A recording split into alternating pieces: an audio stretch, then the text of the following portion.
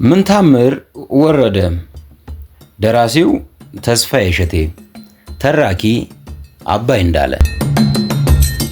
የምን ታምር አባት መምሬ ወረደና እናቷ ወይዘሮ አማከለች እጎጇቸው ተቀምጠዋል።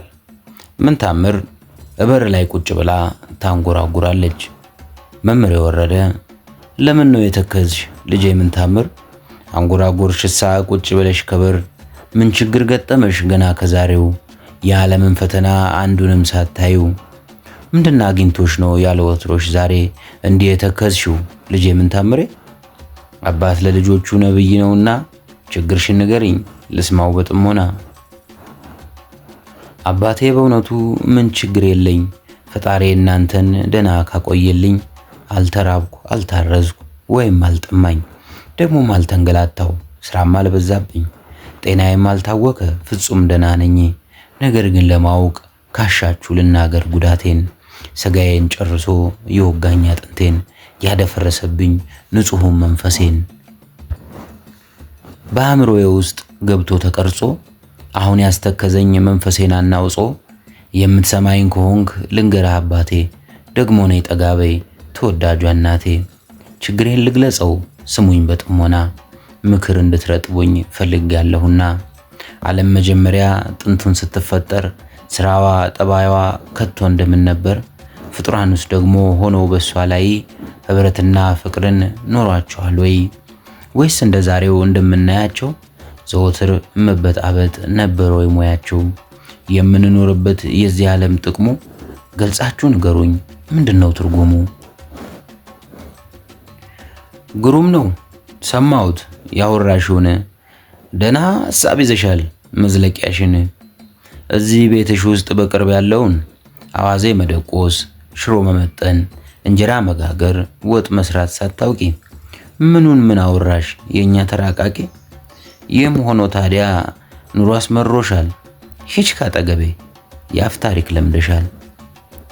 በዚህ ጊዜ ምን ታምር ተነስታ ልትሄድ ስትል መምሬ ወረደ እጇን ይዟትና ወደ እናቷ ዘወር ብለው በቁጣ ሐሳቧን ከልቧ ገልጣ ብትነግረን ምን ይባላል እስኪ ያንቺ እንደዚህ መሆን? ከጥንት በመጣው በዘር በነገድ ይኸው እንኖራለን እንዲያው በልማድ። ነገር ግን ይህች ልጅ አንድ ነገር አላት ከኛ ተሰውሮ የተገለጸላት። ምናልባት ልቧ ውስጥ አንድ ነገር አድሮ አናግሯት ይሆናል አሁን አደፋፍሮ። ሐሳቧን በእርጋታ ሰምተሽ ሳታጣሪ እንዲያው ብድግ ብለሽ ደርሰሽ አትቀባጥሪ። በይ ምን ታምር ልጄ አይዞሽ አይክፋሽ፣ እኔ ሰማሻለሁ ሐሳብሽን ጨርሽ። በእውነቱ ልንገር ተወዳጁ አባቴ፣ ምንም አስተያየት አትውሰድ በእናቴ። በህሊናዋ ውስጥ ገብቶ ተሰውሮ ባይገባት ይሆናል የዚህ ዓለም ኑሮ፣ ለሰው ልጅ መሆኑን ስቃይና ሮሮ። በል እንግዲህ ስማኝ ልጨርስ ሐሳቤን፣ ነገሩ ተዳፍኖ ከሚፈጀው ልቤን። አባቴ ይበልጣል የሚሉት የሰው ልጅ ከእንስሳ ምን ነው ለኔ ጎልቶ አልታየኝም ምሳ? ማስረጃው ምንድነው የልዩነታቸው? በአካል ቅርጽ ሳይሆን በግብረ ሙያቸው። እንደሚናገሩት ብዙ ሊቃውንት የሰው ልጅ ከእንስሳ የሚለይበት የማሰብ ችሎታው የአእምሮ ስፋት ስለሚበልጥ ነው ከሌሎች ፍጥረታት። ስለዚህም ደግሞ ማስረጃ ብትሺ ሰው የእንስሳት ገዢ መሆኑን አስታውሺ ብለው ሲጨርሱ ሁሉንም ዘርዝረው አስረድተውሻል። ከዚህ የበለጠ ልብሽ ምንድን ይሻል? ጎረቤት ቡና ተጠርተናልና ቤትሽን ጠብቂ በይ ቁጭ በይና ብለው መምሬ ወረደና ወይዘሮ አማከለች ይሄዳሉ። ምን ታምር ብቻዋን እንዲህ ትላለች። በእውነቱ ዛሬ ገባኝ አወቅኩት፣ ማዕረግ ያገኘው የመምህርነት አይደለም አባቴ ዕውቀት ስላለው። ምናልባት ይሆናል በዘር ያገኘው የሞቱት አባቱ ላውሳቸው በዝና መቃብር ሆነው አያስታውሱኝና እሳቸው ሳይሞቱ ሳሉ በሕይወት ችሎታ ኖራቸው ሰፋ ያለ ዕውቀት ኖረዋል መስሎኛል ጥቂት ዓመታት።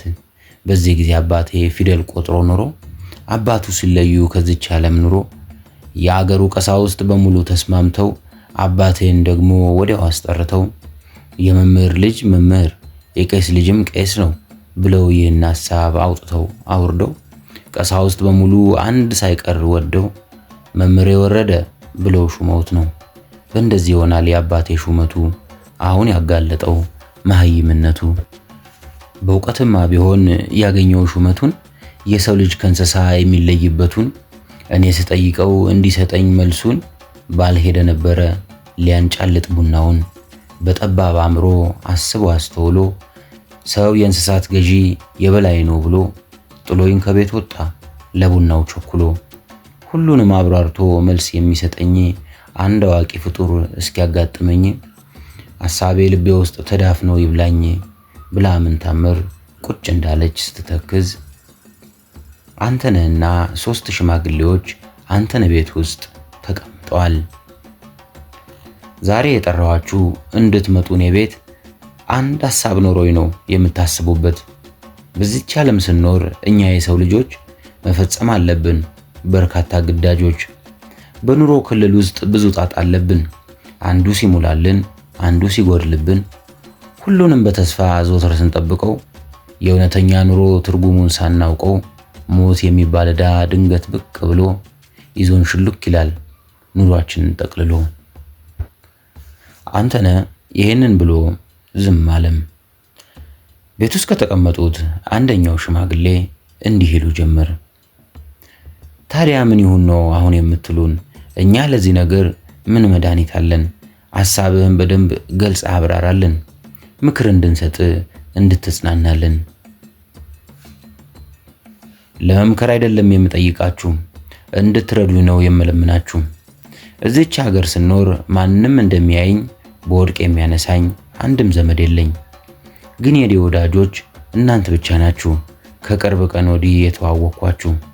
ስለዚህ እኔ አሁን የምለምናችሁ ለብርቱ ጉዳይ ነው የማስቸግራችሁ።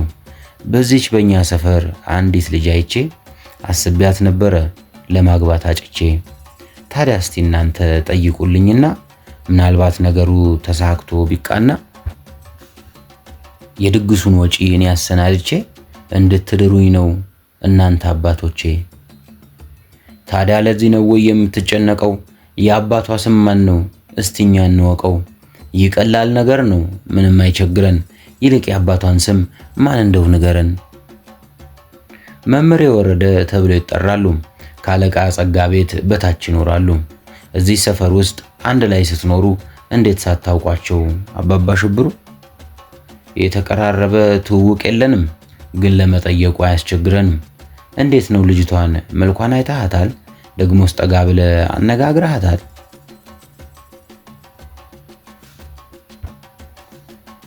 አየርሶ ነገር እንዲህ ያለ ሐሳብ ደግሞ ምን ይጠያይቃል? አውቃለሁ ካለን አንድ ቃል ይበቃል። ይልቅስ እንሂድ፣ በሉ እስቲ እንነሳ፣ ቶሎ እንድንመለስ በሰዓት ለምሳ። እሳቸው ሳይሄዱ ወጥተው ከቤታቸው በከንቱ እንዳንደክም በቶሎ መሄድ ነው። አዎ ቶሎ እንሂድ እንድናገኛቸው። ቄስ በመሆናቸው አያርፍም እግራቸው፣ በየቦታው ሄዶ መስበክ ነው ስራቸው ብለው ሽማግሌዎቹ ተከታትለው ወጥተው ሄዱም። መምህሬ ወረደና ወይዘሮ አማከለች እንዲሁ ልጃቸው ምን ታምር እቤታቸው ውስጥ ቁጭ ብለዋል። ከውጭ የሰው ድምጽ ይሰማል። ምን ታምር ብቅ ብላ አይታ ትመለስና እንግዶች ከውጭ መምጣታቸውን ለወላጆቿ ትነግራለች። መቀመጫዎችን ካሰናዳች በኋላ እንግዶቹን ታስገባቸዋለች። ወይዘሮ አማከለች ምን ታምርን ቡና እንድታፈላ ያዟትና እንግዶቹን ከወዴት እንደመጡ መምህሬ ወረደ ይጠይቋቸዋል። ከወዴት ሀገር ነው እናንተ የመጣችሁ? ደግሞስ ወደ እኔ ቤት ምን እግር ጣላችሁ? ጉዳይ ኑሯችሁ ነው ወይስ ለእንግድነት? ምን ነው ሶስታችሁም መጣችሁ በአንድነት? ከሽማግሌዎቹ አንደኛው አባባ ሽብሩ እንዲህ ብለው መልስ መለሱላቸው። ምንም ለእርሶ ቤት እንግዶች ብንሆንም ከሩቅ አልመጣንም፣ እዚያው ሀገር ነን። ፈጣሪ ይመስገን እዚያ አድርሶን ይኸው ሽምግልና ተልከን መጣን። በጠባዩ ሸጋ፣ በስራው ትጉ፣ ቁመቱ ለግላጋ፣ ስሙም አንተነህ ልጆን ለትዳር ስለፈለጋት ሽምግልና ላከን ወደ እርሶ ቤት። ስለ ጠባዩና ስለ ስራው ነገር እንመሰክራለን ጠርተን ስመ እግዚአብሔር። ምንም ቅር አያሰኝ ወርቅ ነው አመሉ። ይፍቀዱልንና ቶሎ ይጽናውሉ። ሐሳቡ መልካም ነው እኔ እንደሰማሁት። ነገር ግን እርስዎ እንዲገነዘቡት አንድ ነገር አለ የማስታውሰዎት። የኔ እምነት ከናንተ ሳይለይ አይቀርም። ጠባዩ ጥሩ ነው ብዬ ሰው አልወድም። ዘወትር ዝም ያለ ሰው አንገቱን የደፋ እንደኔ አስተያየት ሞኝ ነው ከርፋፋ። ድንጋይ በዝምታው ስለማይናገር ሲረገጥ ሲፈለጥ ይኖራል ሲወገር። ዝምታን ያበዛ እንዲሁ አንድ ሰው ትልቁም ትንሹም ይኖራል ሲረግጠው። የሱ ጠባይ እኔን ሊያኮራኝ አይችልም ራሱ ተጠቅሞ ለኔም ካልሰጠኝ ጥቅም። ስለዚህ በእውነቱ ልጄን የምድረው በባላባትነት ለታወቀ ሰው ነው። እሱንም አድርጌ ጋሻና መከታ ልኖር እችላለሁ ዘወትር በደስታ። ሁለተኛው ሽማግሌ በጣም ተሳሳቱ ይስሙኝ የኔ ጌታ። ቁም ነገራችንን አደረጉት ቧልታ። በሕገ ተፈጥሮ እንደምናምንበት ብዙ ሀብት አግኝቶ መኖር በጌትነት አጋጣሚ እድል ነው ጊዜ የሚወልደው ደግሞም ሳይታሰብ መልሶ የሚወስደው። ዝም ስላለ ነው ድንጋይ መወገሩ ይዞ መገኘት ነው ለሰው ቁም ነገሩ ብለው ሲናገሩ ስለመድፈሮ ሁሉን ቻይ ፈጣሪ ይቅር ይበሎ። የጋብቻ ትርጉም በገንዘብ ከሆነ እውነተኛ ፍቅር እየመነመነ የሚሄድ መሆኑን ምን ነው አያስቡ። የጋብቻ ትርጉም በገንዘብ ከሆነ እውነተኛ ፍቅር እየመነመነ የሚሄድ መሆኑን ምን ነው አያስቡ። መምህር እኮ ነዎት ብዙ ያነበቡ። በደሳሳ ጎጆ እንዲህ ተወስኜ ቀን ያልፋል በማለት ፈጣሪን አምኜ ኤሎሄ ኤሎሄ የምለው ጧት ማታ ልጄን ለማየት ነው ሀብታም ሰው አግብታ። የመኖር ትርጉሙ ለማወቅም ብንሻ ሀብት ነው ጠቃሚው እስከ መጨረሻ። ነገሩን ተስማምተን እንጨርሰው እንጂ ይህ የኛ ክርክር ለምንም አይበጅ። ይልቅ ዝም ብለን እስቲ እንስማማና በደንብ ተነጋግረን ውላችንን እናጥና። እንዴት አድርገን ነው የሚጠናውሉ? እናንተም አስቡ በደንብ አስተውሉ። ይሄው እያያችሁ በችግር ስናረጅ በልጃችን እንኳ ይለፍልን እንጂ ፍጹም አይቻልም አንሰጥም ልጃችን። የማይለወጥ ነው ይህ ነው ሐሳባችን።